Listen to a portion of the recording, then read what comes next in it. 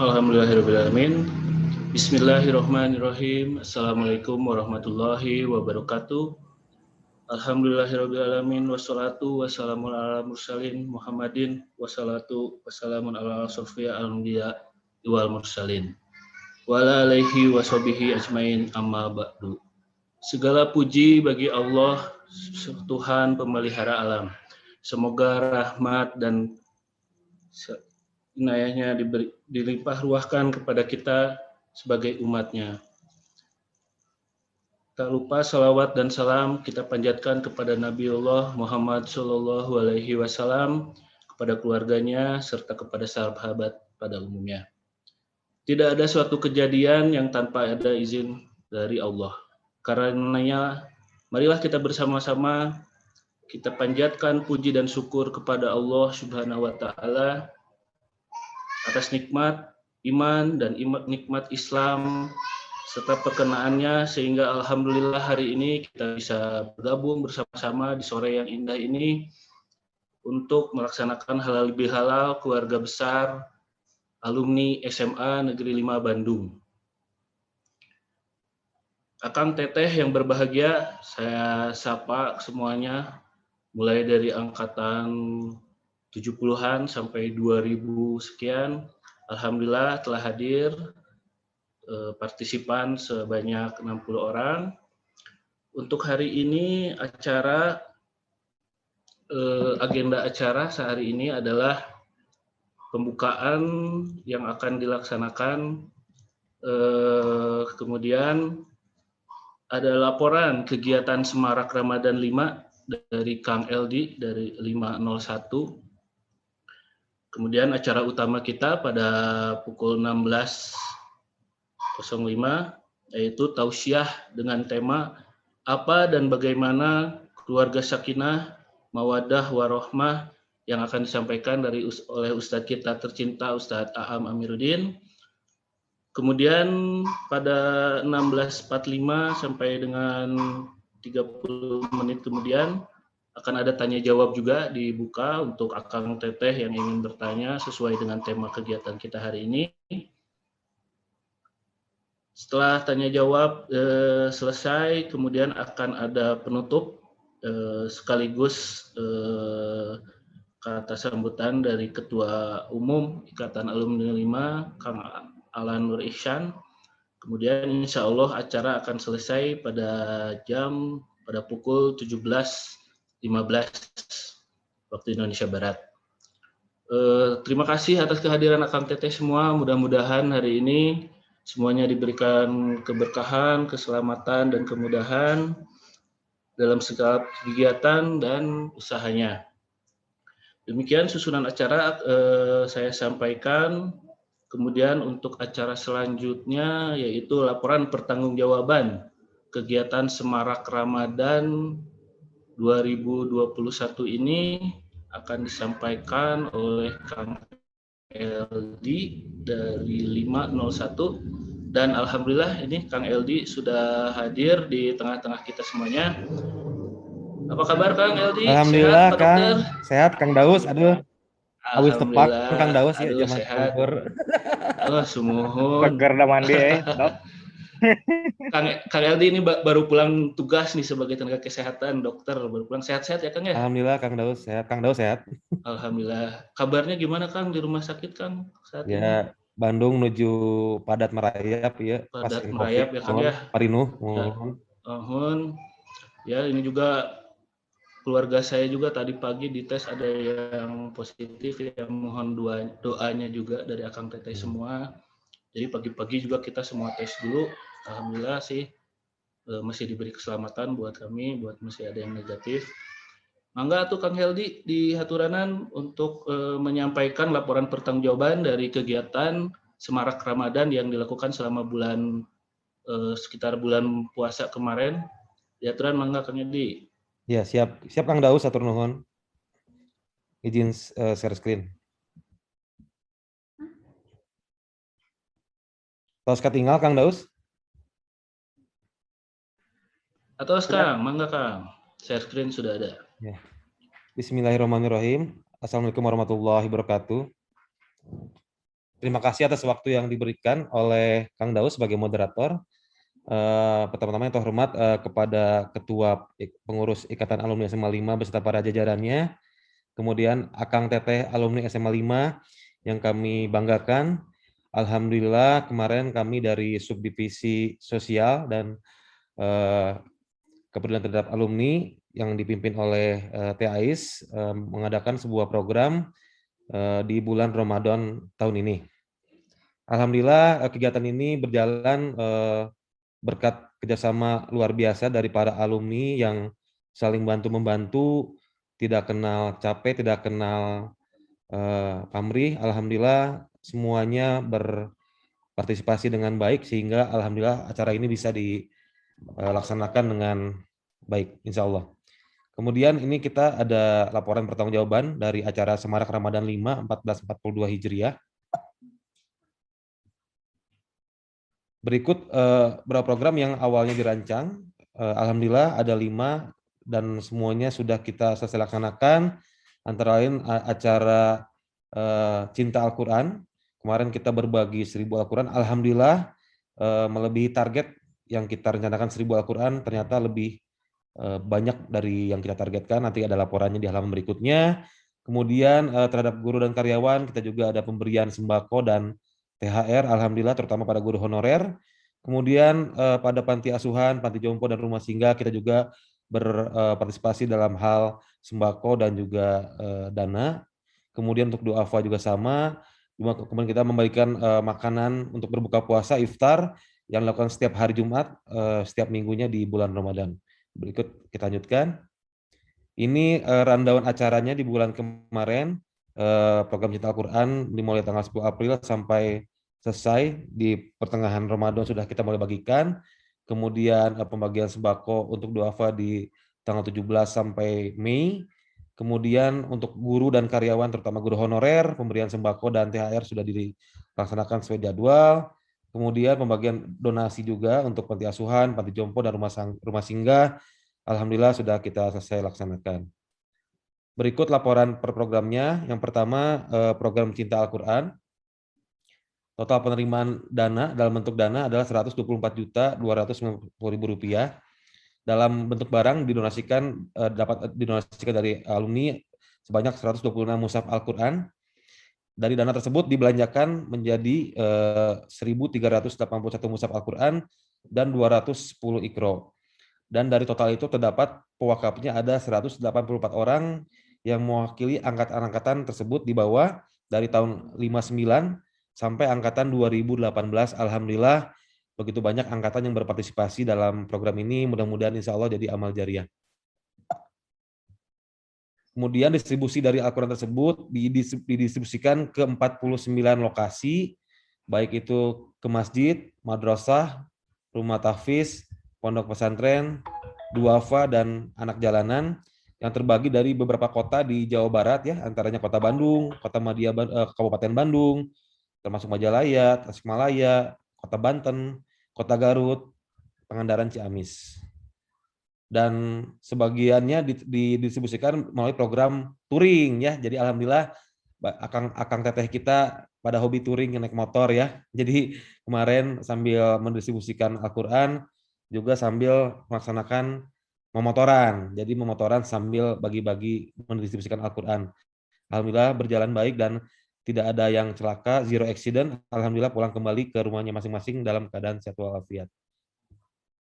Ini foto-foto dokumentasinya program Cinta Al-Quran.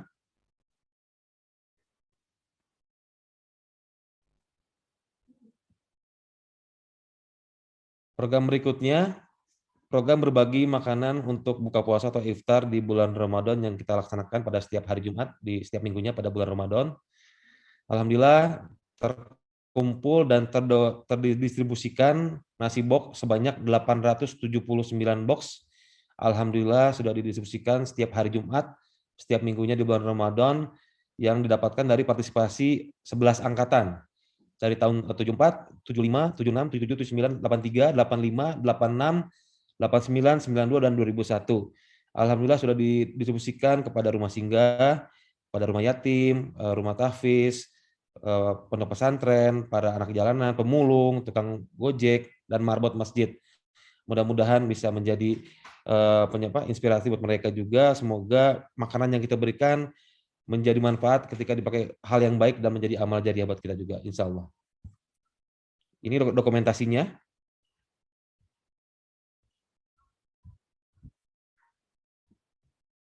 Program berikutnya berbagi THR dan sembako.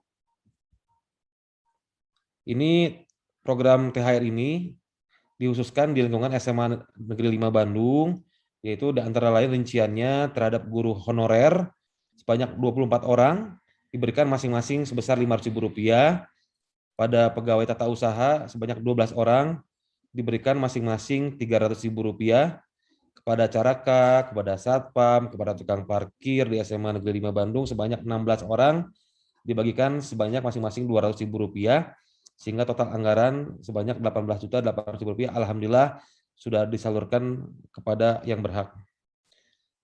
Kemudian selain THR juga dilakukan pembagian sembako dan beras ya. Di sini terdapat distribusi sembako sebanyak 76 paket, paket beras 55 paket, pemberian sembako dan donasi ke panti jompo, panti asuhan, dan rumah singgah. Dan partisipasi program THR dan sembako ini melibatkan 21 angkatan. Alhamdulillah banyak angkatan yang berpartisipasi, dari angkatan 72 sampai ke angkatan 2002. Alhamdulillah, mudah-mudahan mendapatkan pahala yang setimpal dari Allah Subhanahu wa taala. Dan total anggaran program yang ini adalah sebesar Rp33.200.000. Ini dokumentasinya di sekolah kita tercinta, SMA Negeri 5 Bandung.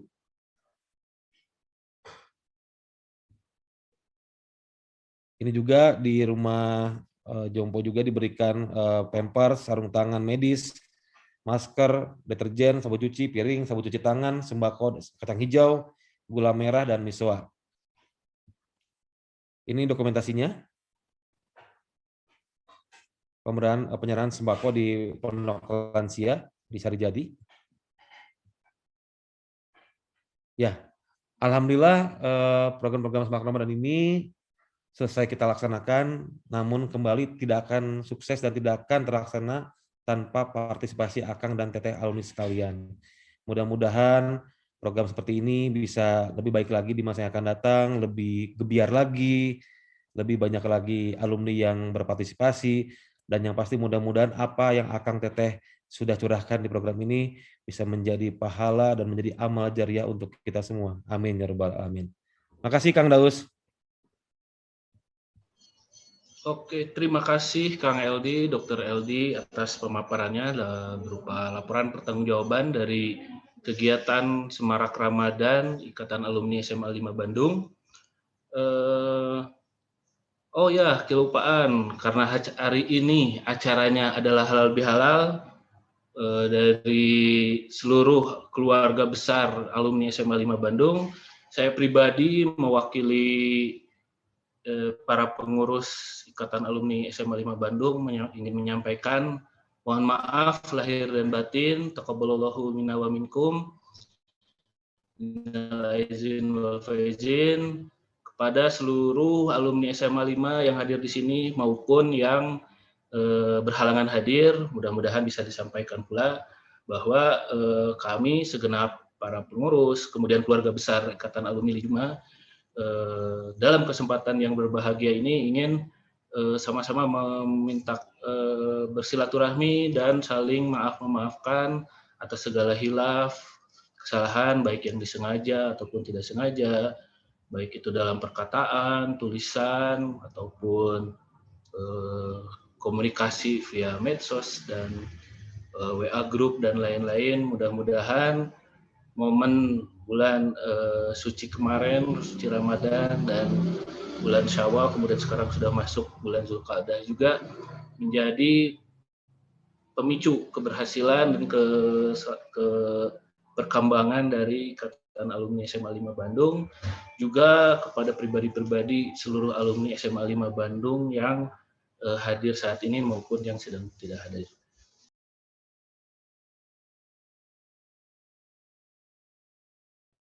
Alhamdulillah ini 2 tahun berturut-turut ya kita acara halal bihalal dengan Pak Aam.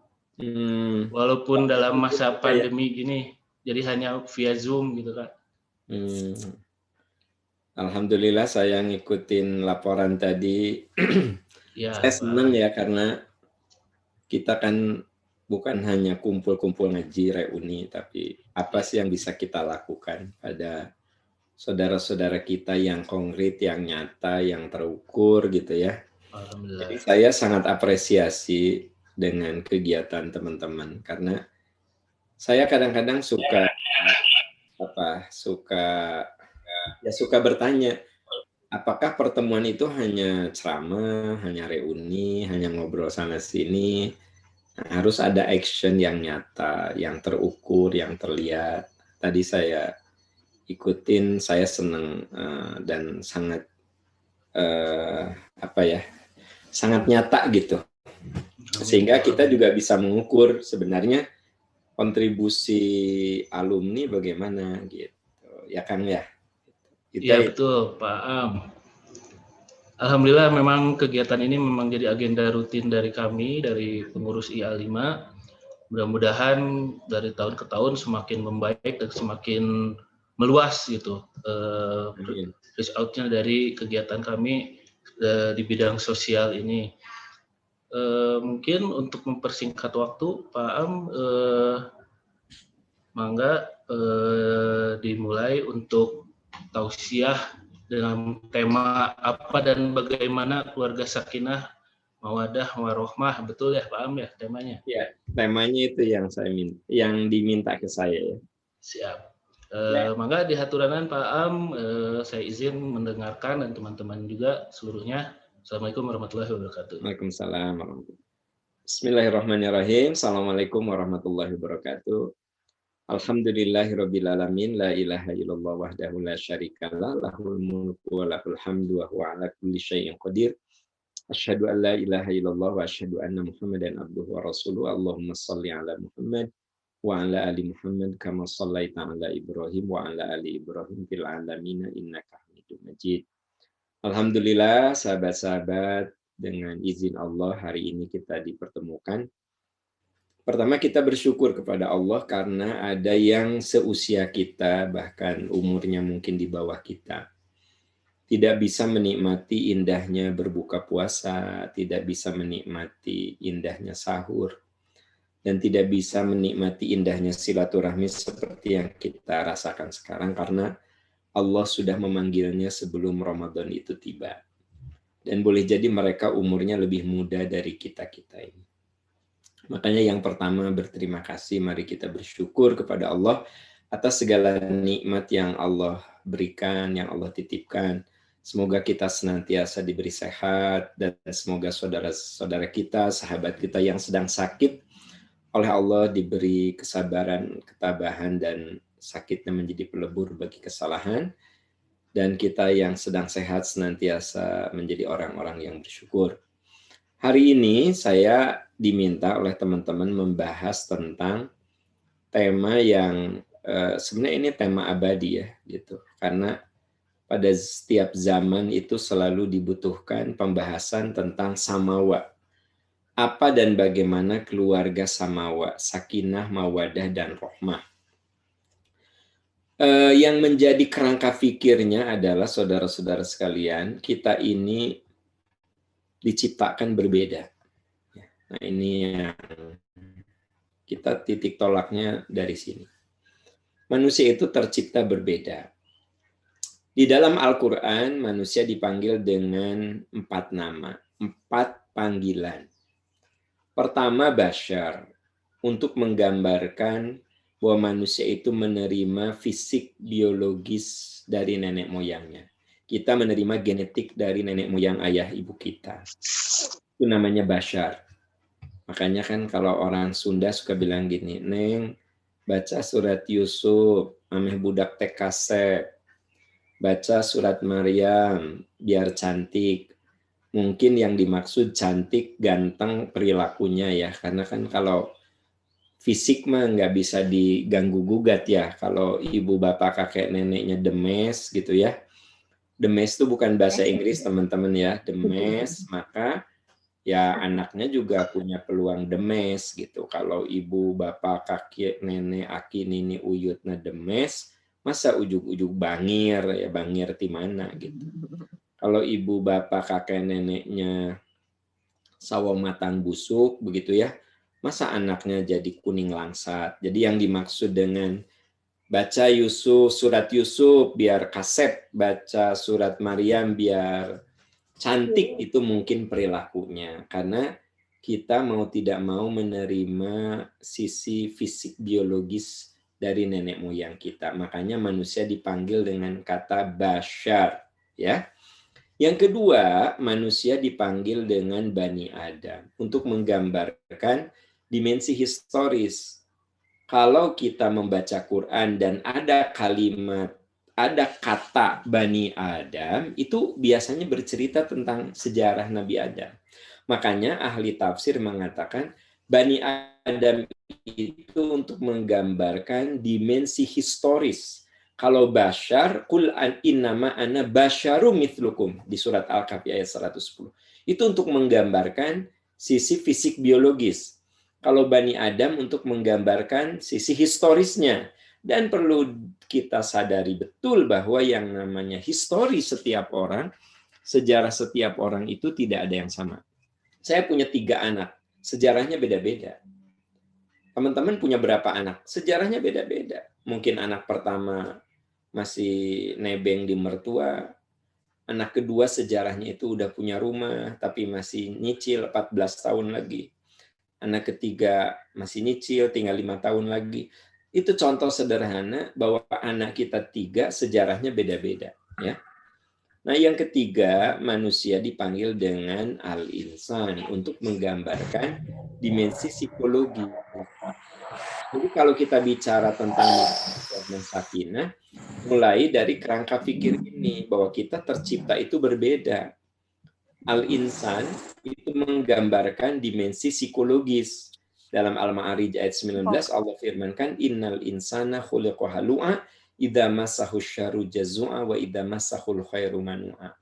Manusia itu tercipta ada yang keluh kesah, ada yang gampang putus asa, ada yang suka lupa diri, ada yang punya rasa terima kasih, ada yang punya jiwa dengki, ada yang senang mengapresiasi orang. Nah, ini setiap orang punya dimensi psikologis yang berbeda-beda gitu. Nah, teman-teman sekalian, ternyata aspek psikologis ini tidak bisa lepas dari dimensi historis dan biologis.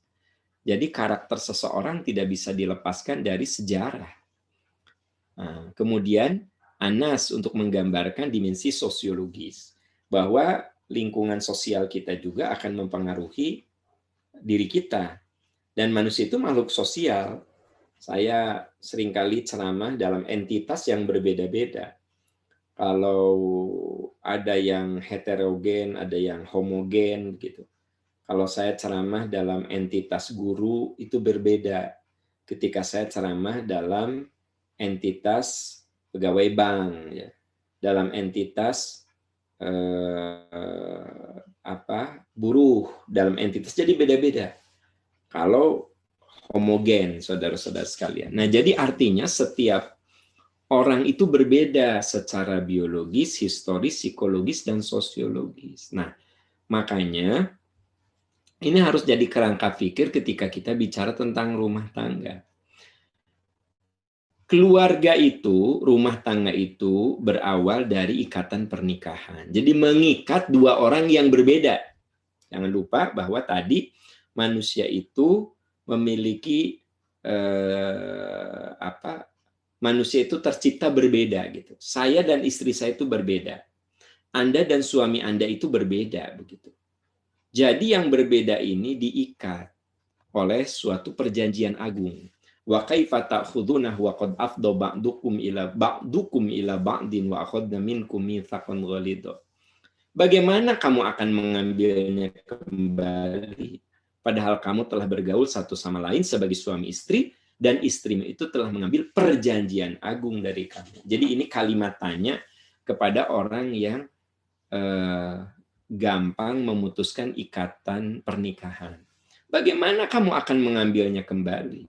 Jadi ketika kita akan nikah, teman-teman sekalian, itu tuh kita sudah saling mengambil perjanjian. Dan istrimu telah mengambil perjanjian agung, perjanjian kuat darimu. Jadi ini kalimatannya untuk direnungkan. Bagaimana kamu mengambilnya? Maksudnya mau melepas ikatan perjanjian agung itu, padahal satu sama lain sudah bergaul sebagai suami istri. Coba kamu pikirkan. Nah, ini sebenarnya ditujukan kepada orang yang suka mempermudah perceraian gitu ya. Nah, gak usah cerai, udah cerai aja lah, cerai aja. Nah, Allah firmankan, bagaimana kamu? Makanya kata cerai itu kata yang jangan sampai ada dalam kehidupan kita. Nah, kenapa? Karena sebenarnya kita ganti istri, ganti suami juga tetap kita akan bertemu dengan orang yang berbeda. Misalnya saya, udahlah saya cerai aja lah, nikah lagi. Nah, Anda pikir kalau saya nikah lagi itu dia bakal sama dengan saya? Beda. Udahlah cerai, nikah deh. Beda. Jadi teman-teman sekalian, manusia itu tercipta berbeda. Tadi ingat filosofi manusia yang pertama yang saya tadi sampaikan di halaman awal itu. Nah, jadi yang namanya pernikahan itu menyatukan dua orang yang berbeda. Makanya disebutnya juga mitsaqun ghalidz. Mengapa pernikahan dikategorikan sebagai mitsaqun ghalidz? Pertama, ini logikanya alasan Riza itu mitsaqun ghalidz, dikatakan mitsaqun ghalidz, dikategorikan perjanjian agung karena ibadah paling lama. Coba saya ingin tanya, Anda berhaji, teman-teman yang sudah berhaji, Anda berhaji berapa lama? Berhaji itu cuma 6 hari. Tanggal 8, 9, 10, 11, 12, 13 Zulhijjah. Ya, dengan perjalanan 40 hari, yang haji reguler 40 hari. 40 hari itu perjalanannya. Ibadahnya cuma 6 hari. Dari tanggal 8 Zulhijjah sampai 13 Zulhijjah. Saum berapa lama?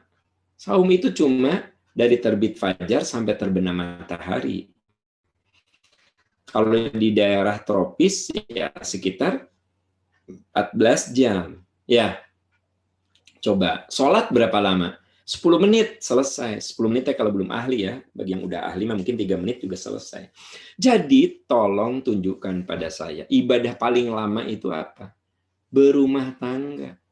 Jadi ketika saya ijab qabul dengan wali dari istri saya katakan saya terima nikah. Nah, kalau diumpamakan sholat itu seperti takbiratul ihram. Kapan salamnya? Kapan berakhirnya? Kalau yang memisahkan kita adalah kematian. Jadi kenapa pernikahan dikategorikan sebagai mitsaqun ghalidz? Karena dia ibadah paling lama. Itu sebabnya apapun yang dilakukan setelah ada ikatan pernikahan, itu kategorinya ibadah. Bapak pulang dari kantor, mampir ke tukang sate, beli untuk istri, itu ibadah. Ibu nyiapin makan malam untuk suami, itu ibadah.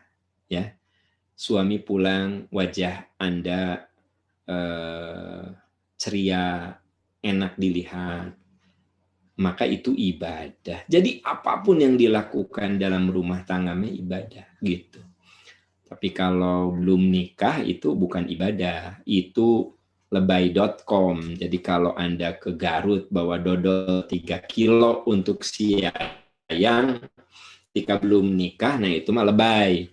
Tapi kalau sudah nikah, pulang dari Garut bawa dodol walaupun cuma setengah kilo, nah itu ibadah. Nah jadi teman-teman sekalian, kita menikah dengan orang yang berbeda dengan kita. Tadi filosofinya manusia tercipta berbeda. Jadi saya dan istri saya berbeda. Anda dan istri Anda berbeda. Anda dengan suami Anda itu berbeda. Berbeda. Nah, disatukan dalam sebuah ikatan agung namanya mitsaqun ghalidz. Maka rumah tangga itu ibadah paling lama. Yang kedua, sekolah paling lama. Sekolah sampai dokter berapa lama sih? Ya, saya hitung-hitung 22 tahun juga selesai ya. Gitu. 12 tahun SD sampai SMA. Ya, 12. S1 4 tahun, berapa? 16. S2 2 tahun, 18. Doktor 4 tahun, 22 tahun selesai. Kita sekolah sampai dokter cuma 22 tahun ya. Kecuali kedokteran, mungkin lebih lama. Nah, teman-teman sekalian, jadi rumah tangga itu sekolah paling lama. Ada yang 30 tahun, 40 tahun. Karena rumah tangga itu baru disebut lulus kalau yang memisahkannya kematian. Nah, baru lulus. Paham kalau yang bercerai gimana? DO itu mah. Nah, kalau DO mungkin bisa ambil jurusan baru. Semoga jurusan baru lebih cocok. Tadinya jurusan psikologi, terkuat tah. Nah, akhirnya ambil jurusan sastra, mudah-mudahan jadi kuat. Jadi kalau nikah dengan Ani, nah terkuat nih, cerai sama Ani, nikah sama Siska. Nah, siapa tahu sama Siska mah bertahan lama. Karena rumah tangga itu sekolah paling lama. Kita belajar terus, ya. Waktu awal nikah kita belajar, saling belajar karakter. Nanti ketika sudah punya anak, belajar lagi. Anak kita sudah remaja, belajar lagi. Anak kita sudah dewasa, belajar lagi. Anak kita sudah punya anak, kita belajar lagi jadi kakek. Belajar lagi jadi mertua. Terus, tiap saat kita learning. Makanya rumah tangga itu sekolah paling lama. Yang ketiga, kebersamaan paling lama, saudara-saudara sekalian. Saya pernah ceramah di pernikahan 50 tahun, pernikahan emas. Waktu belum COVID, ya. Waktu belum COVID. Saya tanya, Ibu, ya, ketika menikah usia berapa lama? Usia berapa? Saya usia 16 tahun. Kebayang nggak sama Anda? Zaman dulu kan usia 16 teh waktunya nih, usia 16 tahun. Sekarang ibu ini sudah berumah tangga 50 tahun. Coba Anda bayangkan. Saya tanya si bapaknya, Pak, Bapak nikah yuswa sabaraha? 20 tahun. Jadi Anda bisa bayangkan bapak ini bareng sama orang tuanya 20 tahun. Bareng sama istrinya 50 tahun. Istrinya bareng sama orang tua 16 tahun. Bareng sama suaminya 50 tahun. Kalau saya diberi umur yang panjang, istri saya diberi umur yang panjang, saya akan lebih banyak bareng sama istri saya ketimbang dengan orang tua saya. Sekarang saja, kebersamaan saya dengan istri sudah melewati kebersamaan saya dengan orang tua saya. Saya pisah sama orang tua karena saya harus kuliah ke Jakarta di usia 18 tahun.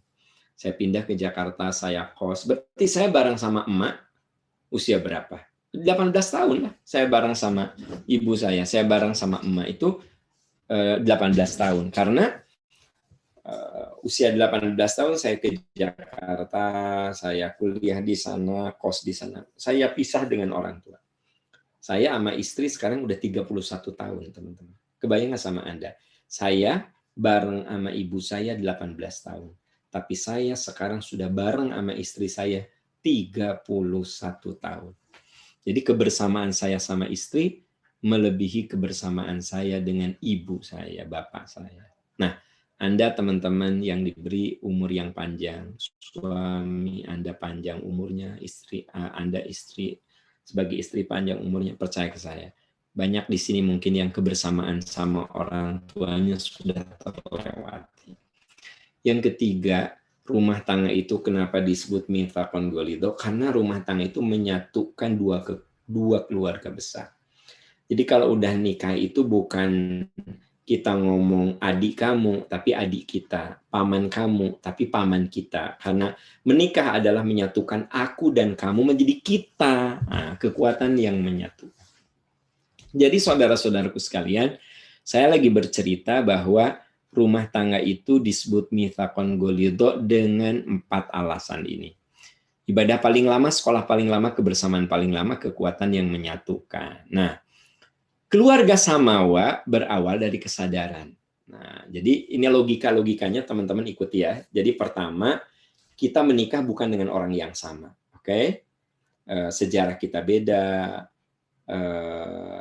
keturunan genetik kita beda, sosiokultural kita beda, psikologis kita beda. Kita dan istri itu penuh perbedaan. Lalu diikat dengan ikatan agung yang disebut dengan mitsaqun ghalidha. Dan kenapa disebut mitsaqun ghalidha? Karena 4 alasan tadi. Ibadah paling lama, sekolah paling lama, kebersamaan paling lama, dan kekuatan yang menyatukan. Nah, keluarga Samawa, Samawa itu singkatan dari Sakinah, Mawaddah, Warohmah, ya, berawal dari kesadaran. Jadi, keluarga Samawa tidak akan terwujud kecuali di dalamnya harus ada kesadaran. Kesadaran apa? Kesadaran untuk introspeksi diri. Teman-teman, keluarga Mawaddah, Rohmah, Sakinah itu nggak akan kita rasakan kecuali kita kudu punya kemampuan introspeksi diri. Istri sering introspeksi diri, suami sering introspeksi diri. Begitu udah punya anak, kita menjadi ayah yang harus jadi banyak introspeksi diri, menjadi ibu yang banyak introspeksi diri, menjadi kakek yang banyak introspeksi diri, menjadi mertua yang banyak introspeksi diri. Kalau ingin samawa, sakinah, mawaddah, warohmah, pertama harus ada ini. Harus ada kekuatan, kesadaran untuk introspeksi diri. Gitu. Makanya sekali-kali tanya, ayah, alhamdulillah kita udah berumah tangga 5 tahun. Apa yang harus mama perbaiki? Gitu, itu introspeksi diri. Apa yang membuat ayah tidak nyaman? Pernah nggak sih kita nanya sama pasangan hidup kita? Kita udah 10 tahun, ya. Mah, apa sih yang harus ayah perbaiki? Mama, kita bersama udah 10 tahun, apa yang harus ayah perbaiki? Itu introspeksi diri. Ada yang rumah tangganya udah 20 tahun. Apa sih yang harus aku perbaiki? Jadi biasakan berpikir, apa kekurangan saya? Jangan merasa, aku suami yang udah hebat. Aku istri yang sudah hebat. Yang kayak gitu nggak akan lama. Masing-masing punya egoisme yang tinggi. Tapi orang yang ingin samawa, sakinah, mawaddah, warahmah, kudu ada kerendahan hati, bisa menemukan kekurangan dirinya. Tapi bukan sekadar introspeksi, tapi juga harus ada perbaikan diri. Ya ayyuhalladzina amanu tubu ilallahi taubatan nasuha asa rabbukum ayyukaffira ankum sayyi'atikum wa yudkhilakum jannatin tajri min tahtihal anhar. Perbaikan diri ini merupakan kelanjutan dari introspeksi diri. Jadi keluarga sakinah mawaddah warohmah itu akan terwujud ketika suami berusaha untuk memperbaiki diri, istri berusaha untuk memperbaiki diri. Kalau kita jadi ayah, berusaha untuk menjadi ayah yang memperbaiki diri. Pokoknya semangat memperbaiki diri. Gitu. Jadi introspeksi diri, perbaikan diri. Ini modal, teman-teman sekalian. Kan judulnya bagus, apa dan bagaimana keluarga samawa, sakinah, mawaddah. Apa dan bagaimana. Nah ini filosofi-filosofi yang saya bedah. Filosofi pertama, kita menikah dengan orang yang berbeda. Filosofi kedua, tidak mungkin mawaddah, rohmah, sakinah terjadi kecuali ada kesadaran introspeksi, kesadaran perbaikan diri, kesadaran meminta maaf dan memaafkan. Ini yang ketiga. Jadi kata maafkan ayah, maafkan mama, maafkan ibu, maafkan. Jadi kalimat saya minta maaf itu kudu menjadi bagian dari kehidupan. Kalau seorang suami nggak pernah minta maaf, nah, berarti kan suami egois. Emang suami nggak pernah salah tuh. Nah gitu. Kalau istri nggak pernah minta maaf sama suaminya, itu istri yang egois. Emang dia makhluk sempurna gitu. Nah jadi saudara-saudaraku tercinta, semangat kesadaran untuk meminta maaf dan memaafkan ini merupakan sebuah keniscayaan dalam keluarga yang samawa, yang sakinah, mawaddah, warohmah. Ya. Nah, kemudian yang berikutnya kesadaran untuk menjaga amanah. Coba perhatikan hadis ini baik-baik ya, teman-teman, perhatikan hadis ini baik-baik. idmanu lisitan min anfusikum adman lakumul jannah. Apa kata Nabi? Lakukan oleh kamu 6 perkara. Aku jamin kamu masuk surga. Aku jamin kamu masuk surga. Kebayang nggak kalau ini ada dalam rumah tangga kita? Pertama, usduqu idza haddatstum. Jujur. Rumah tangga nggak akan samawa kalau istri suka ngebohongin suami, suami ngebohongin istri, orang tua ngebohongin anak. Samawa dari mana? Samawa dari mana? Tidak akan lah.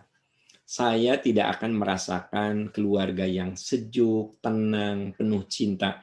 Kalau nggak jujur. Makanya rumah tangga yang sakinah mawadah warohmah itu mulai dari jujur. Dan kita menghargai kejujuran pasangan hidup kita. Nah, dari jujur nanti kita akan memenuhi janji. Penuhi janji. Wa'aufu idza wa'adtum. Penuhi janji. Coba, janji apa yang pernah terucap untuk pasangan hidup kita? Penuhi. Terus, jaga amanah, tunaikan amanah. Wa'addu idza tumintum, tunaikan amanah. Kalau di kantor sadar, saya amanahnya sebagai suami, sebagai ayah, ya. Anda amanah sebagai istri, sebagai ibu dari anak-anak. Jaga amanah. Termasuk di dalamnya amanah publik. Nah, jadi amanah itu ada 2. Ada amanah private, ada amanah publik. Kalau amanah private ya amanah yang ada dalam kehidupan rumah tangga. Kalau amanah publik ya jadi guru, jadi dosen, jadi dokter, jadi notaris, ya, jadi karyawan. Itu kan amanah publik ya. Nah, ada juga amanah private. Nah, kemudian jaga kehormatan. Kehormatan sebagai istri dijaga. Jangan sampai udah nikah, masih sering duduk-duduk di kafe dengan laki-laki yang bukan muhrim. Ya kan? Alasan, alasannya, ini cuma teman mamah kok. Iya, cuma teman. Tapi kan dia lawan jenis. Apa kata orang nanti, kata keponakan kita, kata ipar kita, kan jadi nggak bagus. Jaga kehormatan. Ya, misalnya nih, saya duduk dengan perempuan yang bukan muhrim, berdua-duaan di kafe gitu. Istri saya percaya gitu, tapi ingat loh, mata itu di situ ada mungkin yang lihat itu keponakan saya, yang lihat itu boleh jadi ipar saya, yang lihat itu nanti ada tetangga saya. Itu cenah Pak Aam duduk jeung awewe cenah teuing sahada geulis. Nah, coba. Kan jadi fitnah. Jaga kehormatan gitu. Kita cenah si Dela tuh tingali cenah keur ngobrol jeung lalaki teuing sahada lin salakina. Eta teh cek ipar nanti. Teuingnya si Teh Dela mah kitu dah. Ongko udah punya suami, tapi sok duduaan wae cenah jeung lalaki nu bukan muhrim. Tuh, rusak rumah tangga. Mungkin suaminya percaya, mungkin istrinya saling percaya. Tapi Anda menikah itu bukan berdua. Di situ ada ipar, di situ ada keponakan, di situ ada mertua, di situ ada tetangga. Jaga kehormatan. Jaga pandangan kita.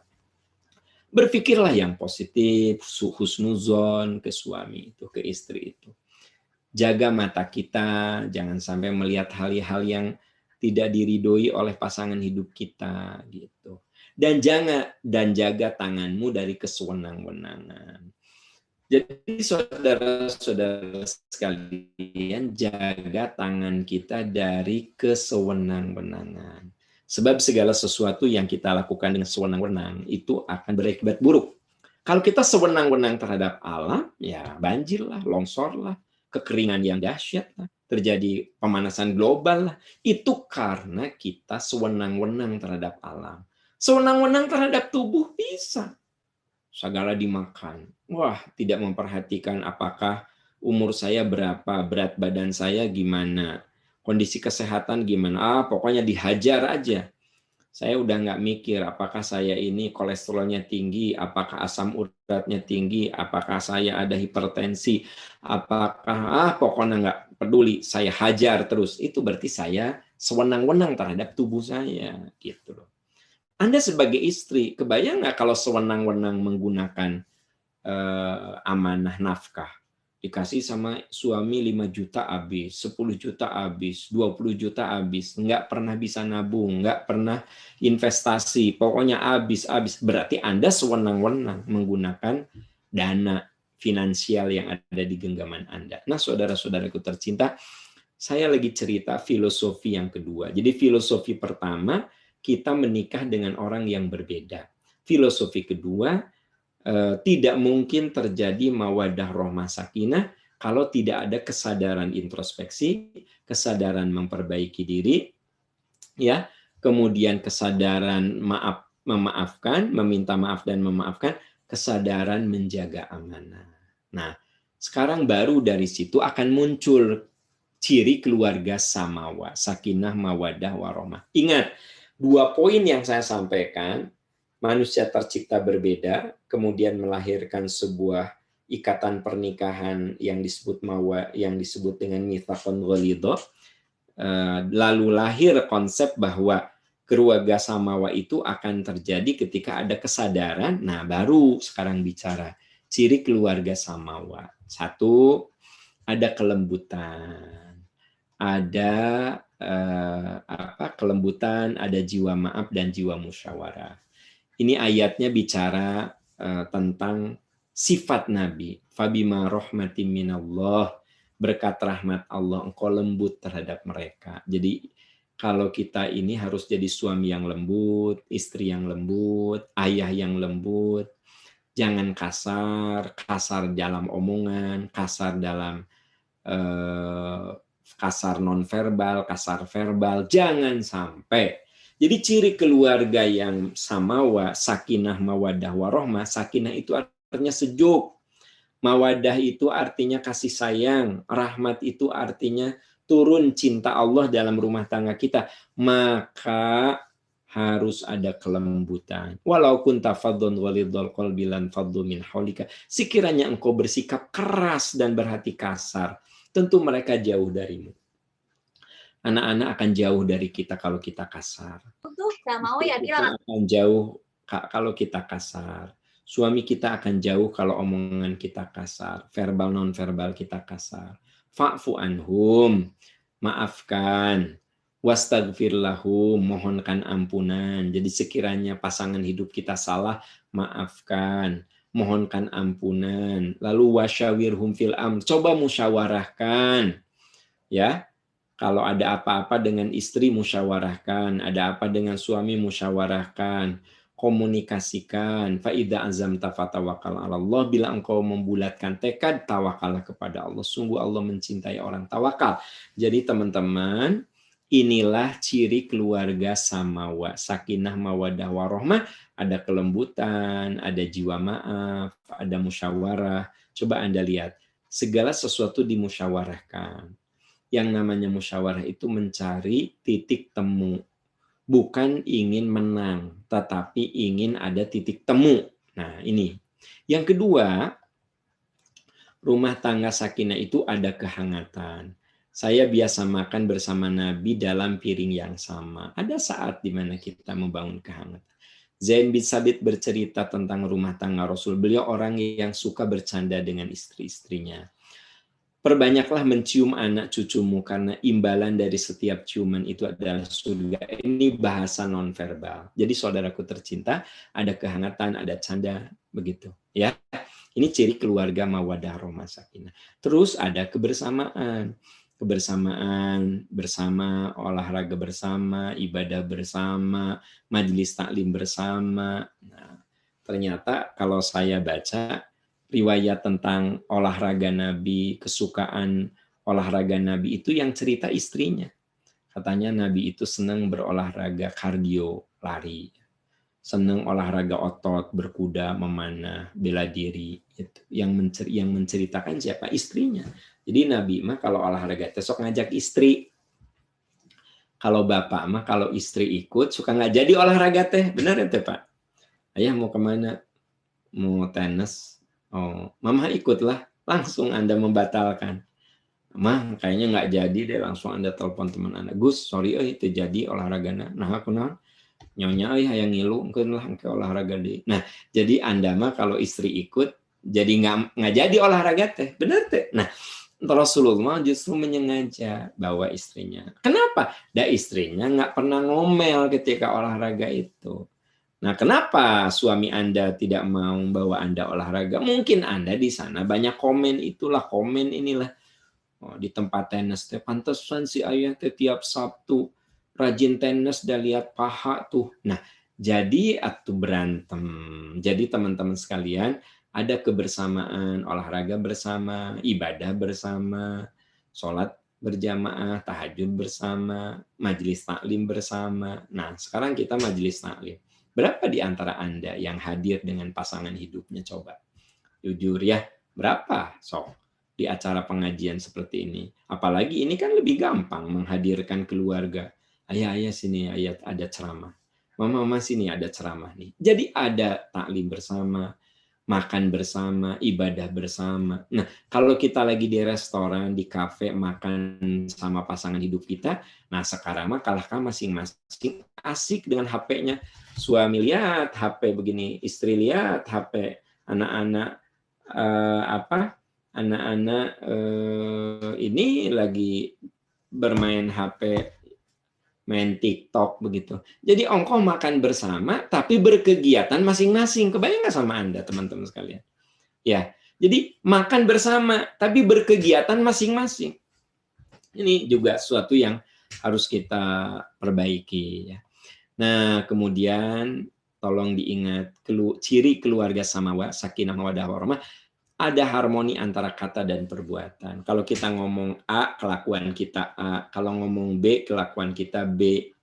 Ya ayyuhalladzina amanu lima taquluna ma la taf'alun. Kenapa kamu mengatakan sesuatu yang tidak kamu kerjakan? Allah murka kalau kamu mengatakan sesuatu yang tidak kamu kerjakan. Sehingga istri ngomong ini, dasi ayah mah omdo. Nah, dasi mama mah omdo. Kan gitu, omong doang. Hari ngomong si mama kayak ustazah, kayak mamah dedeh, kelakuan juga naon. Nah, dah si ayah mah tuh hari ngomong teh juga ustad, tapi kelakuan tuh tinggal di. Jadi nggak ada korelasi antara omongan dan perbuatan. Maka susah tercipta keluarga sakinah mawaddah warahmah kalau antara omongan dan kelakuan nggak nyambung, teman-teman. Nah, kemudian berbicara benar. Tolong di dalam rumah tangga mawaddah rahmah sakinah tadi sudah saya katakan jujur. Nah, ini penguat saja.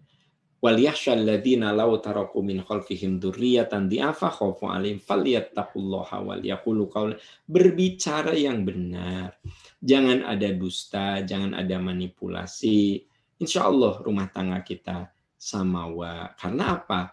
Ya kita bicaranya kalau A ya A, B ya B, kan gitu. Terus menjaga perasaan.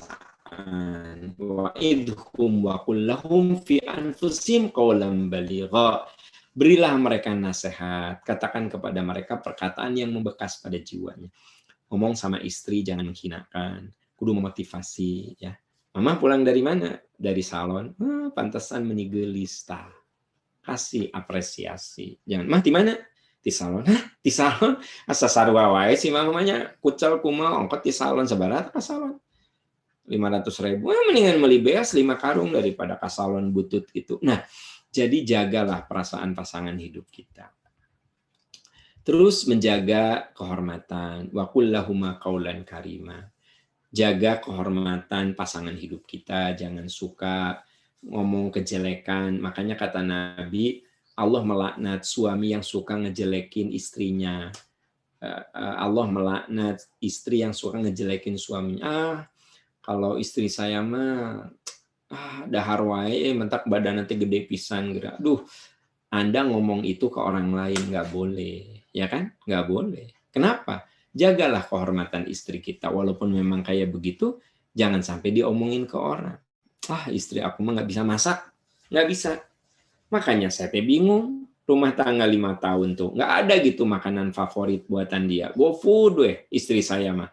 Jangan Pak ngomong gitu. Kenapa? Jaga kehormatan pasangan hidup kita. Tentu saja dalam keluarga sakinah, mawaddah, warahmah ada kekuatan doa. Doa yang selalu kita panjatkan, Rabbana hablana min azwajina wa dzurriyyatina qurrata a'yun waj'alna lil muttaqina imama. Saudara-saudaraku tercinta, keluarga samawa adalah proses dinamis yang melibatkan partisipasi dan kepiawaian seluruh keluarga. Tolong diingat, samawa itu sakinah, mawaddah, warahmah itu dinamis. Makanya ada pernikahan pertama samawa masuk 10 tahun awut-awutan. Ya, makanya kan tidak sedikit kejadian orang cerai setelah nikah 20 tahun, 30 tahun, sayang sekali ya. Jadi selama 30 tahun belajar apa saja? Ya, ada kan? Dan boleh jadi dia orang yang ngerti agama. Orang ngerti agama, udah 20 tahun, 30 tahun, udah bercucu, kok bisa bercerai? Terus kemarin-kemarin ngapain aja? Belajar nggak? Nah gitu. Jadi proses dinamis yang melibatkan partisipasi dan kepiawaian seluruh anggota keluarga. Jadi kalau ada orang yang tadinya samawa, kudu dijaga terus, dia bisa berubah, teman-teman sekalian. Makanya ada yang 10 tahun pertama baik-baik saja. Nah, begitu pernikahan usia 15 tahun mulai ada masalah. Kenapa coba? Karena tidak dirawat, proses dinamisnya itu tidak dijaga. Nah, saudara-saudaraku sekalian, keluarga samawa tidak diraih dengan kemujuran, tapi dicapai dengan perjuangan yang tiada lelah. Makanya saya sangat-sangat apresiasi kalau ada orang yang rumah tangganya sudah 40 tahun, 50 tahun, bahkan yang memisahkan mereka itu kematian. Saya betul-betul sangat-sangat kagum dan appreciate. Kenapa? Mereka itu bisa mempertahankan bukan karena mereka mujur, tapi mereka berjuang begitu hebat. Saudara-saudaraku tercinta, semoga rumah tangga kita samawa dan itu semua harus diperjuangkan. Demikian Kang Firdaus ya. Iya, Pak. Itu yang bisa saya sampaikan ya. 45 menit cukup saya pikir. Jangan lama-lama. Tanya jawab juga jangan lama-lama. Ini mah karena materinya lebih kepada aplikasi bukan untuk diskusi sebenarnya. Tapi kalaupun ada yang mau didiskusikan, diskusikan. Ya. Oke, demikian teman-teman sekalian untuk sementara. Alhamdulillahirrahmanirrahim. Wassalamualaikum warahmatullahi wabarakatuh. Waalaikumsalam warahmatullahi wabarakatuh. Terima kasih Ustadz Aam Amiruddin atas pemaparan tausiahnya mengenai keluarga sakinah mawaddah warahmah. Kesimpulan atau rangkuman yang bisa saya sampaikan bahwa manusia ini tercipta berbeda, bahwa berbeda dari dimensi biologisnya, dimensi historis, dimensi psikologis, dan sosiologis. Kemudian pernikahan ini adalah mistakon golido atau perjanjian agung. Ada istilah secara internasional adalah matrimoni, holy matrimony ya. Kemudian kenapa disebut sebagai perjanjian yang agung? Karena ini merupakan ibadah yang paling lama, sekolah yang paling lama, dan kebersamaan yang paling lama. Jadi dibutuhkan kesadaran untuk introspeksi diri, perbaiki diri, kemudian untuk meminta maaf dan saling memaafkan. Juga terakhir adalah untuk kesadaran untuk menjaga amanah dari masing-masing anggota keluarga tersebut. Kemudian dibutuhkan juga kelembutan, jiwa maaf, dan musyawarah. Kemudian harus juga ada kehangatan dan canda tawa dalam keluarga, juga kebersamaan dalam setiap kegiatan, baik itu olahraga, ibadah, dan majelis taklim. Kemudian harus ada kesesuaian antara kata dan perbuatan, karena pemimpin yang baik itu adalah yang perbuatannya terlihat, bukan hanya bisa bicara kata-kata, tapi yang bisa menjadi contoh gitu, baik misalkan untuk kita sebagai kepala keluarga. Dilanjutkan juga dengan berbicara yang baik dan benar sesuai dengan Quran dari surat An-Nisa, menjaga kehormatan, serta yang terpenting adalah keluarga Samawa ini adalah proses dinamis yang melibatkan partisipasi dari seluruh anggota keluarga. Jadi yang terpenting adalah partisipasi dari seluruh keluarga, tidak hanya dari anaknya saja atau dari orang tuanya saja. Jadi keluarga Sakinah Mawaddah ini, Warahmah ini dalam artinya luasnya adalah keluarga yang tenang, tentram, damai, penuh cinta dan kasih sayang. Ini harus diraih dengan tidak bisa diraih hanya dengan kemujuran, tetapi dicapai dengan perjuangan yang tiada lelah. Alhamdulillah, mungkin itu kesimpulan yang bisa saya tarik untuk saat ini. Dan izin Pak Ustadz, ada beberapa pertanyaan dari hadirin yang hadir pada Zoom meeting ini. Yang pertama ini ada dari Kang Hikmat. Bertanya bagaimana membangun kesabaran pada orang tua yang sudah berubah karena kesalahan dalam mendidik pada masa lalu. Sementara anaknya belum bisa menerima sepenuhnya perubahan orang tua tersebut. Jadi mungkin ada historis yang kurang baik pada saat masa lalu, pendidikan dari orang tua yang kurang sesuai. Pada saat ini orang tua tersebut sudah berubah, bagaimana sikap kita atas perubahan dari orang tua tersebut. Pola pendidikan yang dulunya mungkin tidak sesuai, mengikuti perkembangan zaman juga, Pak Ustadz. Iya, begini sahabat-sahabat sekalian, ya. Cara yang terbaik adalah selalu menghargai perubahan sekecil apapun. Jadi kalau orang tua kita dulu salah ngedidik, sekarang dia sudah berubah, ya hargailah, terimalah. Ketika suami Anda dulu kurang bagus, sekarang udah ada sih, tapi paham perubahannya nggak signifikan. Tapi ada perubahan nggak? Adalah dikit, hargai perubahan itu. Makanya teman-teman sekalian, yang namanya rumah tangga itu kan saya tadi garis bawahi bahwa itu perlu diperjuangkan, butuh waktu yang lama dan tanpa lelah. Kita ini kadang berharap berubah, meni terobah-robah ya kalakuan teh. Perubahan ada tapi meni dikit banget. Nah, nggak apa-apa, jalani saja. Karena begini, saya ingin ingatkan ya, kita ini menikah bukan dengan orang yang kita pilih. Anda, teman-teman harus sadar betul. Kita menikah bukan dengan orang yang kita pilih. Istri saya bukan yang saya pilih, tapi yang Allah takdirkan untuk saya. Suami Anda itu bukan yang Anda pilih, tapi yang Allah takdirkan untuk Anda. Jadi pasangan hidup kita itu bukan yang kita pilih, tapi yang Allah takdirkan. Betul awalnya milih. Tapi ada nggak orang yang sudah milih tapi tidak ditakdirkan? Ada yang pacaran 12 tahun, nggak jadi nikah. Ada yang baru ketemu 3 bulan, nikah. Kebayang nggak sama Anda, teman-teman? Ini menggambarkan bahwa kita menikah bukan dengan orang yang kita pilih, tapi orang yang Allah takdirkan untuk kita. Makanya kalau kita punya suami, punya istri, apalagi punya orang tua. Saya anaknya Bu Asia, anaknya Pak Nurdin. Itu kan bukan yang saya pilih, yang ditakdirkan untuk saya. Jadi saya kudu terima apapun yang ada pada ibu bapak saya. Jangan suka dibandingkan, wah tuh udah saya kalakuan ke yegeda, indung bapak orang mah tuh bisa ngedidik tuh. Kalau teman aku ya orang tua nanti keren, orang tua nanti bijak. Jangan begitu. Kenapa? Karena kita ini tidak bisa memilih siapa ayah kita. Kita tidak bisa memilih siapa ibu kita. Gitu teman-teman sekalian. Jadi rumusnya sederhana saja. Asal Anda punya kelapangan hati. Hargai setiap perubahan apapun.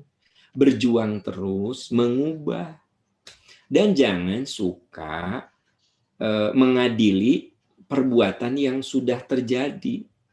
Tahu nggak? Aku jadi pemarah ini, aku mah salah didik. Nah, jangan kayak begitu.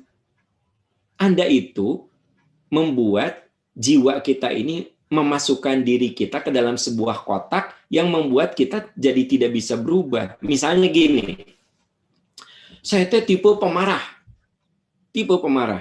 ya.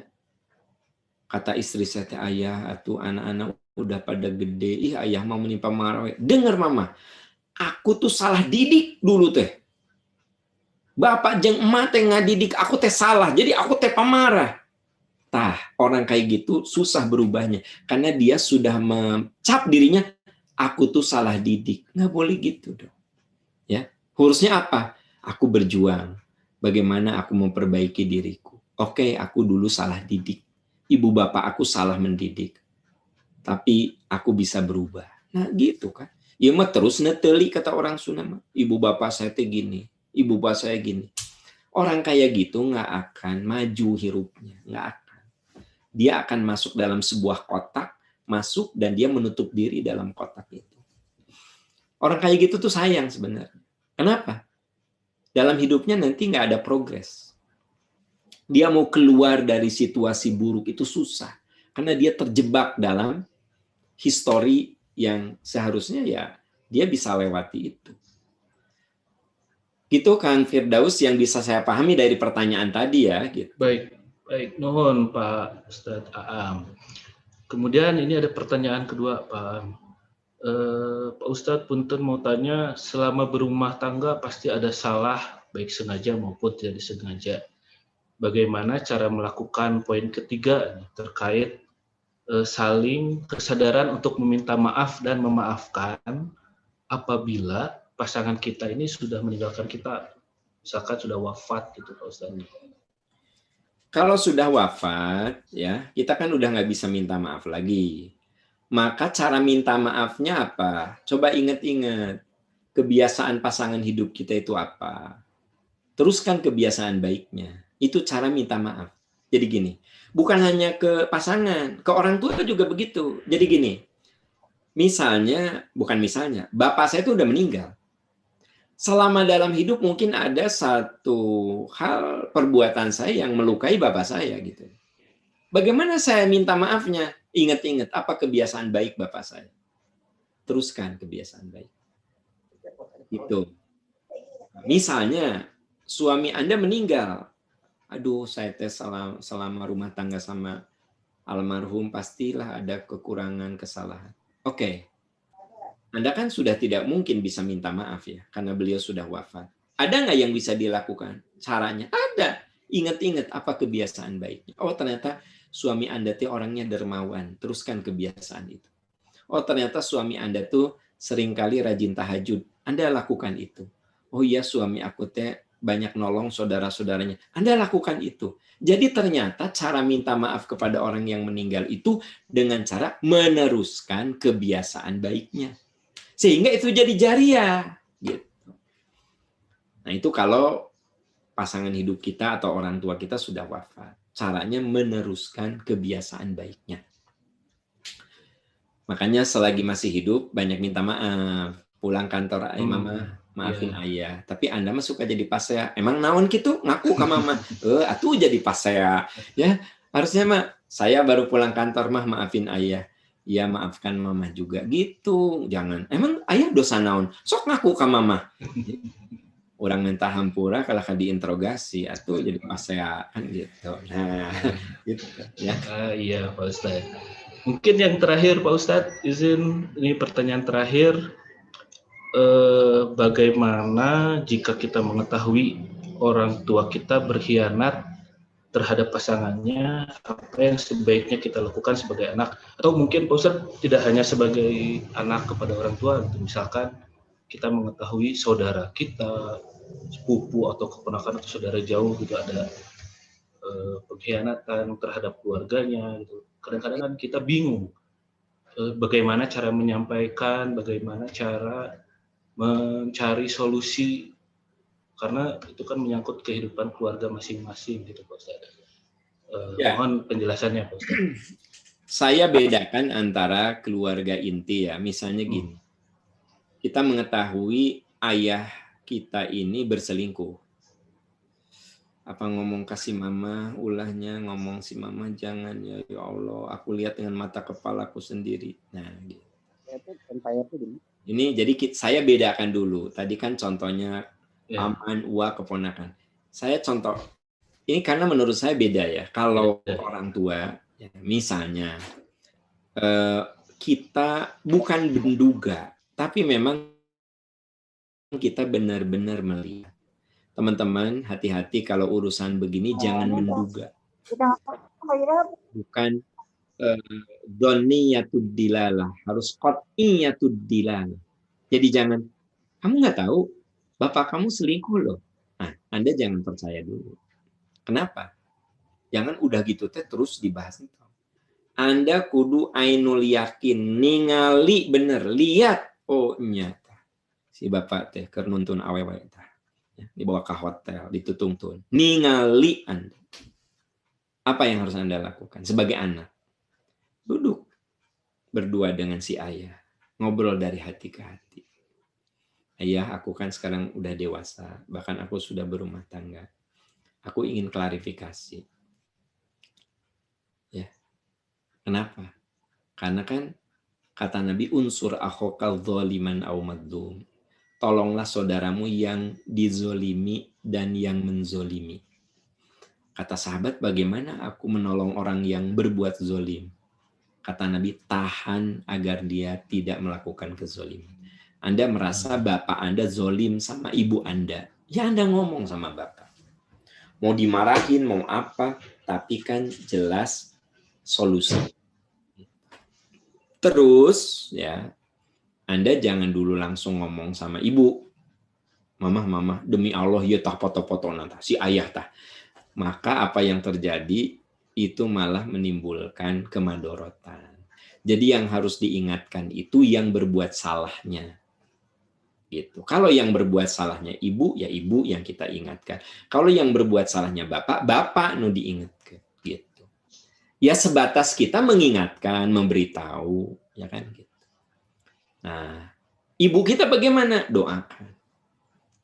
Jadi jangan diberitahu dulu. Semoga bapak kita insaf. Itu harapannya. Karena kalau langsung diberitahu oleh kita, khawatir nanti kemadorotannya lebih besar.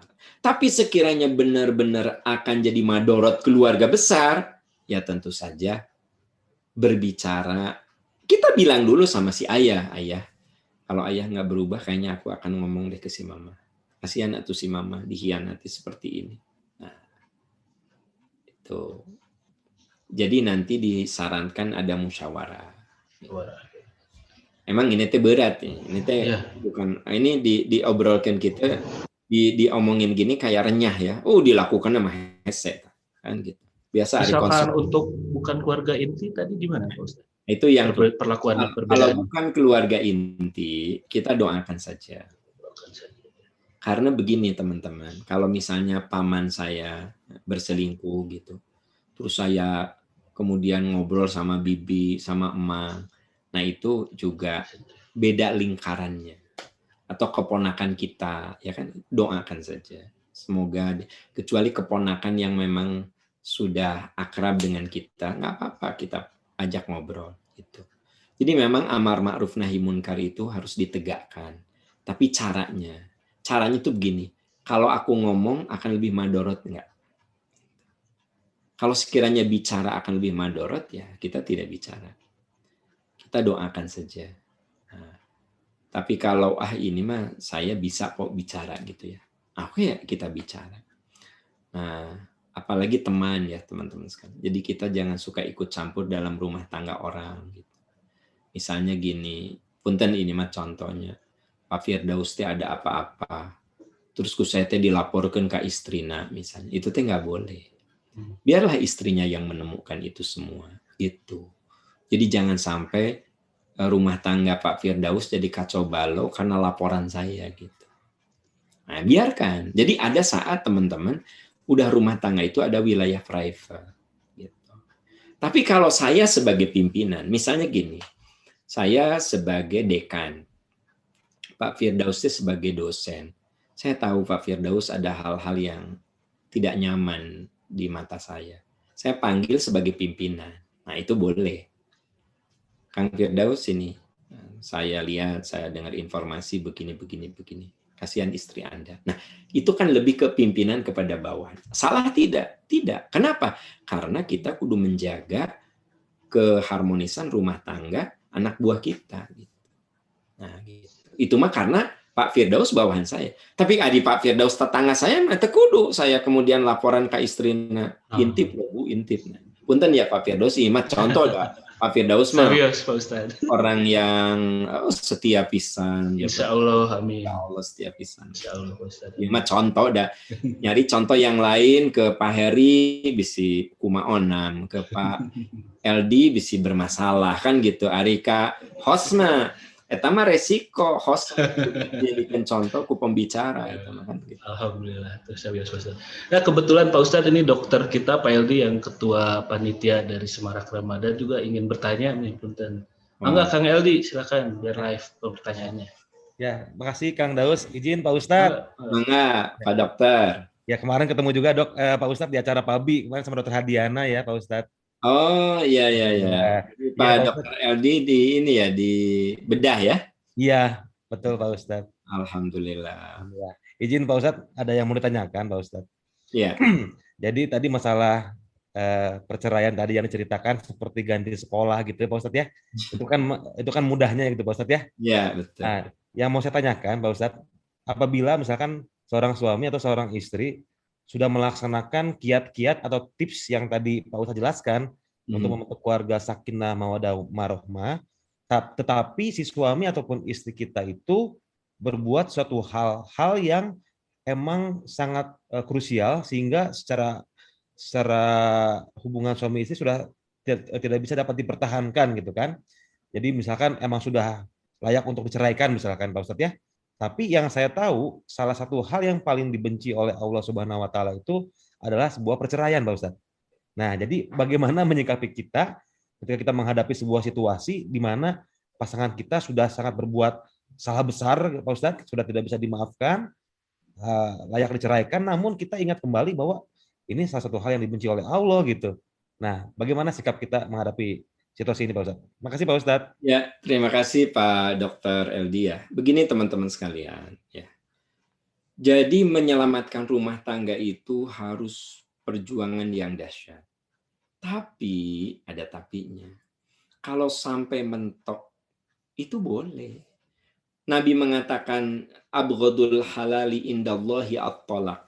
Suatu yang halal tapi Allah marah itu adalah talak. Maksudnya kita tuh jangan dikit-dikit nggak usah cerai, dikit nggak boleh. Kudu diperjuangkan dulu sampai benar-benar mentok. Udah cara A dicoba gagal, cara B gagal, cara C semua dicoba udah gagal. Udah begitu makin kesini makin maceh kata orang Sunda ya, bukan makin insaf. Akhirnya udahlah pisah aja. Nah, kalau yang begitu tidak dimurkai karena kita sudah berjuang. Jadi yang dimaksud dengan halal tapi dimurkai itu orang yang tidak berjuang dulu. Ya nggak nyaman dikit, lah cerai gitu. Ya, nah itu yang tidak boleh. Jadi bercerai itu merupakan pintu darurat. Sehingga dalam Islam itu pernikahan harus dipermudah, perceraian harus dipersulit. Yang dipersulit itu maksudnya apa? Kudu berjuang dulu.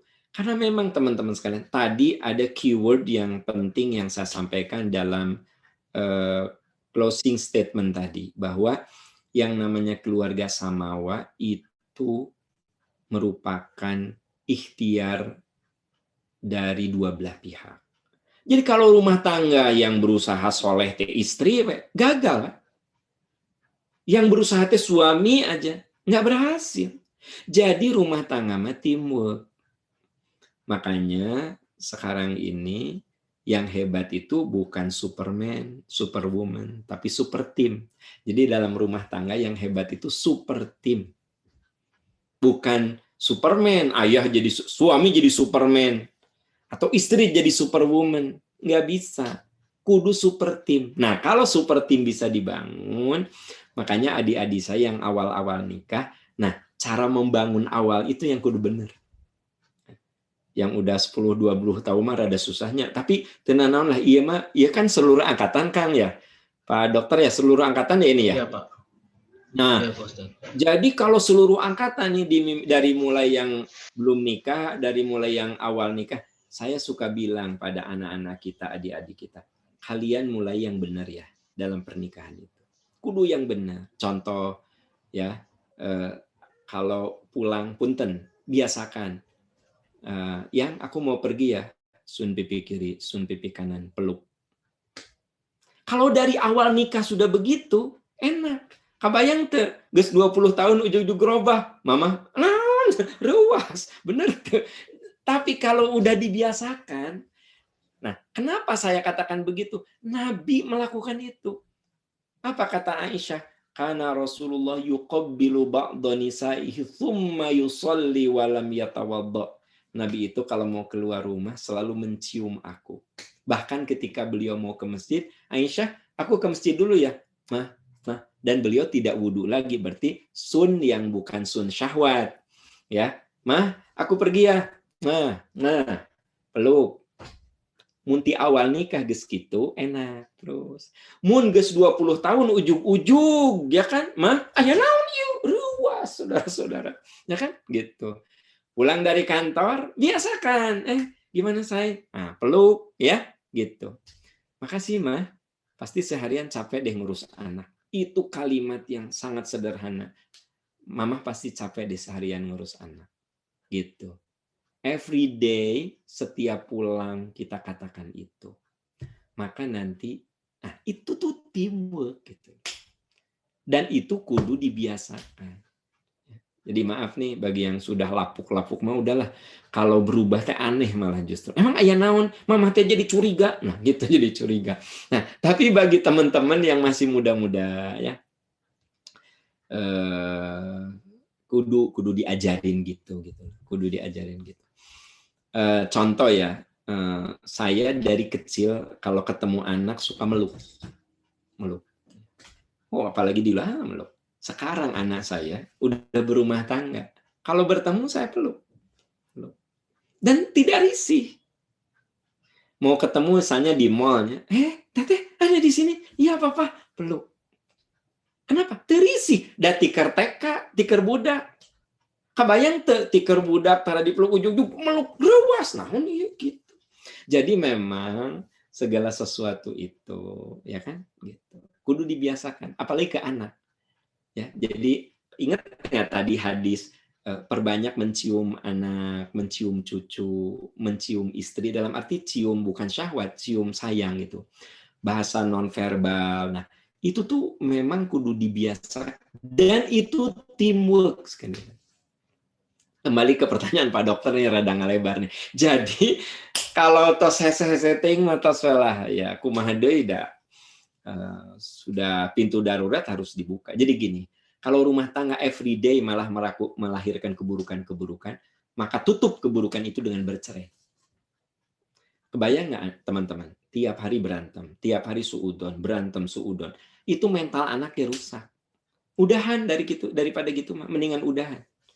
Ya, siapa tahu istri kita dapat pasangan lebih soleh, kita juga bisa dapat pasangan yang lebih menenangkan. Atosan daripada rumah tangga berantem. Kata orang Sunda mah awet rajet. Awet rajet itu kan tiap hari menumpuk keburukan gitu. Kebayang nggak rumah tangga tiap hari menumpuk keburukan? Untuk apa? Kan rumah tangga mah kudu aktualisasi takwa. Nah gitu. Gimana Pak Dokter, sudah cukup jelas? Alhamdulillah Kang Daus. Alhamdullah. Dari Pak Dokter mah banyak pasiennya, jadi ini pertanyaan pasien sebenarnya. Tuh, titipan biasanya. Iya, titipan Pak Ustadz. Nuhun Pak Ustadz, jazakallah Pak Ustadz. Kami Pak Dokter. Jadi jadi dokter, konsultan, dosen itu biasanya banyak pertanyaan dari orang lain. Jadi Pak Dokter juga itu dari pasien kelihatannya, ya kan? Ya. Oke, Pak Ustadz, terima kasih banyak. Boleh tanya? Masih boleh tanya, Kang? Ya mungkin bolehlah singkat ya, ini kan udah mau menjelang maghrib. Singkat, pertanyaannya singkat ini Pak Ustadz. Ya, mangga. Banyak orang yang mengatakan bahwa kenapa mereka melakukan perceraian atau keluarganya tidak samawa, itu karena takdir. Gimana Pak Ustadz? Nah, itulah kekeliruan terbesar ya, takdir. Jadi takdir itu ada dua. Ada takdir yang baik, ada takdir yang buruk. Nah, pertanyaannya apakah mereka sudah berjuang menciptakan takdir yang baik? Jadi takdir itu kudu dibangun oleh dua belah pihak. Nah, kalau kemudian mereka tidak bisa berusaha menciptakan takdir yang baik, maka akan tercipta takdir yang buruk. Di satu sisi seperti benar pernyataan saya mah cerai teh karena takdir. Iya betul, tapi takdir yang kita buat sendiri. Gitu. Oke, kesimpulannya berarti takdir itu mah harus dibuat oleh kita sendiri ya, Pak Ustadz. Jadi Pak Insan kan jawabannya pengen singkat, ya singkat. Gitu. Nah, jadi pertanyaan beliau ini, Pak Insan, itu tuh kudu dibahas hidup antara takdir dan ikhtiar. Itu ada filosofinya lagi, teman-teman sekalian. Jadi kalau bicara pernikahan itu, bicara yang kompleks sebenarnya. Gitu. Ya. Tidak sederhana lah. Gitu. Jadi untuk sementara kalau ada yang bilang, saya mah cerai teh takdir, ya untuk sementara saya iyahkan, iya gitu. Tapi berarti mereka yang penting kudu berjuang dulu untuk menyelamatkan. Berjuang dulu. Tak terselamatkan, nah itu baru disebut takdir. Mirip seperti gini. No penting kita bawa mobil teh bener, ikuti aturan lalu lintas. Ternyata aya nu nabrak, nah itu mah takdir. Tapi kalau saya bawa mobil ugal-ugalan sampai akhirnya cilaka, itu bukan takdir, itu mah pilihan saya. Makanya rumah tangga ada yang bisa takdir, bisa pilihan gitu Pak Insan. Tapi untuk membahasnya teh butuh waktu khususon, hidup antara takdir dan ikhtiar. Temanya itu. Ya Kang Insan, terima sudah cukup jelas. Nuhun Kang, nuhun. Ya nuhun Kang Insan, nuhun. Pak Ustadz, terima kasih banyak atas waktunya, atas pencerahannya. Alhamdulillah dari komen-komen di chat dan di WA dan lain-lain, alhamdulillah semuanya merasa tercerahkan dengan tausiah dari Pak Ustadz melalui keluarga Sakinah wa Mawaddah Warahmah ini. Alhamdulillah, mudah-mudahan kita bisa ketemu lagi dalam kesempatan yang berbeda. Kalau sebelum pandemi mah saya suka ketemu Pak Ustadz di pengajian di BJB Syariah, di TSM. Cuman sayangnya ya sekarang mah agak susah gitu Pak Ustadz. Mudah-mudahan nanti kita ketemu lagi Pak Ustadz di acara yang berbeda. Assalamualaikum warahmatullahi wabarakatuh. Waalaikumsalam warahmatullahi wabarakatuh. Dari saya mungkin ada closing statement. Pertama minta maaf kalau ada hal closing, mangga Pak Ustadz. Ya, semoga Allah meridhoi semua. Mari kita berdoa. Amin. Rumah tangga yang mawaddah rahmah sakinah. Amin ya rabbal alamin. Perjuangan yang tiada henti sampai kita berpisah dengan pasangan hidup kita. Amin. Amin ya rabbal alamin. Demikian subhanaka Allahumma wa bihamdika anta astaghfiruka wa atubu ilaik. Walhamdulillahirabbil alamin. Wassalamualaikum warahmatullahi wabarakatuh. Waalaikumsalam warahmatullahi wabarakatuh. Waalaikumsalam. Turnuhun. Firdaus nuhun, Pak Ustadz Aam, jazakallahu khairan. Langsung pamit ya. Ya, mangga Pak Ustadz.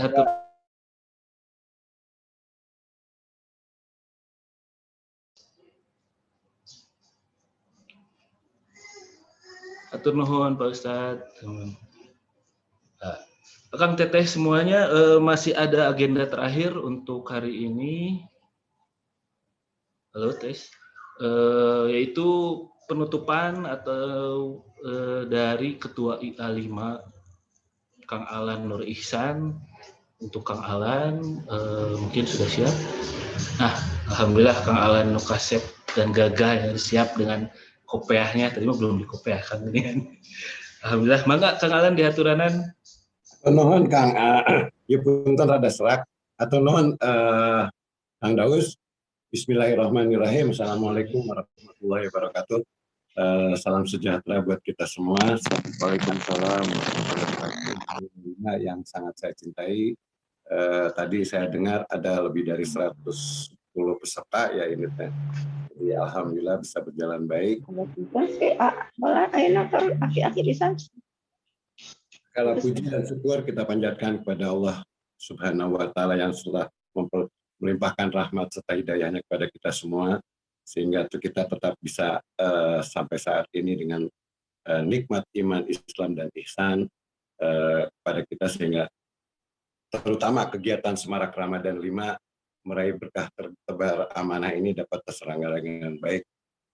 Tadi barusan kita semua sudah mendengarkan laporan dari Kang Eldi. Saya yakin semua sepakat bahwa kegiatan Semarak Ramadan itu berjalan dengan sangat baik, keren, menjangkau seluruh pelosok-pelosok, dan semuanya saya yakin sepakat karena saya juga mendapat masukan dari beberapa rekan program ini sangat sukses. Pada kesempatan ini saya sebagai Ketua Ikatan Alumni 5 periode 2023 atas nama segenap pengurus IA5 mengucapkan terima kasih kepada, tapi Ustadz Aamnya sudah live ya barusan ya, selaku narasumber dalam acara Halal Bihalal ini. Kedua, saya sampaikan penghargaan yang setinggi-tingginya kepada panitia penyelenggara kegiatan, utamanya Subbidang Sosial, Kerohanian, dan Pengabdian, Kang Lodi. Saya nggak tahu Kang Lodi hadir atau tidak. Teh Dia tadi saya lihat hadir, Kang Firman, Teh Lilis, Kang Lalam, Kang Rudi, Kadasyat, Kang Alan, Kang Eldi, Teh Ine, Teh Sri Puspita Dewi, Teh Fenti, Teh Made, Kang Yunda. Kalau tidak salah pada waktu itu juga saya sempat hadir itu ada Kang Dani ya, Java Jaif ya, dan tentunya untuk seluruh pengurus yang terlibat. Utamanya juga yang seru pada waktu itu saya juga melihat sendiri akan ketua alumni lintas angkatan peserta touring Semarak Ramadan 5 hatur nuhun sudah berpartisipasi meramaikan Semarak Ramadan ini. Tentunya akan ketua alumni 5 yang telah berpartisipasi dalam kegiatan Semarak Ramadan 5 seperti yang tadi disampaikan oleh Kang Eldi. Semoga dengan kegiatan ini selain kita dapat melaksanakan amalan-amalan di bulan Ramadan, juga dapat meningkatkan iman takwa kita, meningkatkan ukhuwah Islamiyah, serta mempererat silaturahim keluarga besar alumni 5. Akhir kata, saya memohon maaf apabila masih ada kekurangan dalam penyelenggaraan kegiatan kita ini. Semoga Allah Subhanahu wa Ta'ala membalas kebaikan dari utamanya yang tadi saya sebutkan dengan kebaikan yang banyak, dan semoga Allah Subhanahu wa Ta'ala membalas semuanya dengan balasan yang terbaik. Amin ya rabbal alamin. Wabillahi wa taufiq wa bidayah. Wassalamualaikum warahmatullahi wabarakatuh. Hatur nuhun Kang Daus, Kang Eldi tadi yang saya sebutkan, hatur nuhun Teh Dia segala macam. Waalaikumsalam warahmatullahi wabarakatuh. Alhamdulillah ya. Sama katanya. Oh ya. Ayo Akang Teteh kita foto bersama dulu, mungkin dibuka videonya bareng-bareng biar kita bisa foto bersama.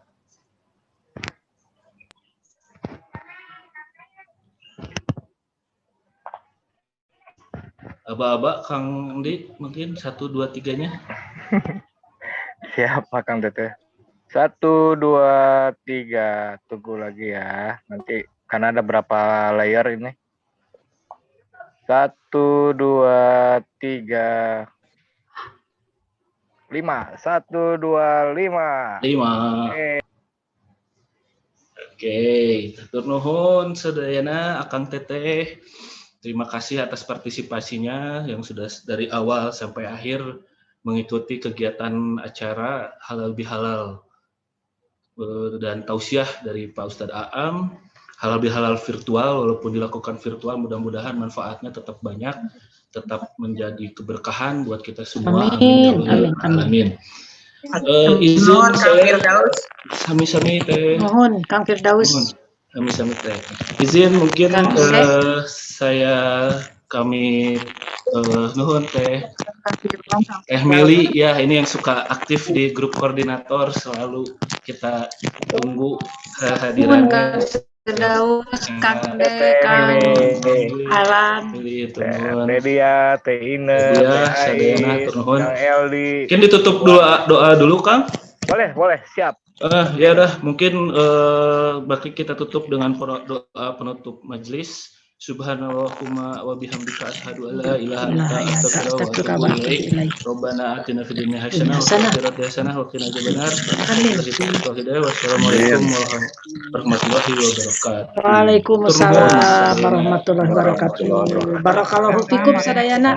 Barakallahu fikum. Jazakumullah khairan kasiron panitia sadayana hatur nuhun. Jangan lupa pakai masker teteh. Hatur nuhun Teh Mili. Di bumi mantong atuh di bekep eungap. Pun keluar teteh mohon. Mohon. Mohon Kang Dek. Iya teh. Hatur nuhun kasadayana tos tiasa ngiring. Nuhun teh, hatur nuhun. Hatur nuhun Bu Ike, Bu Husen.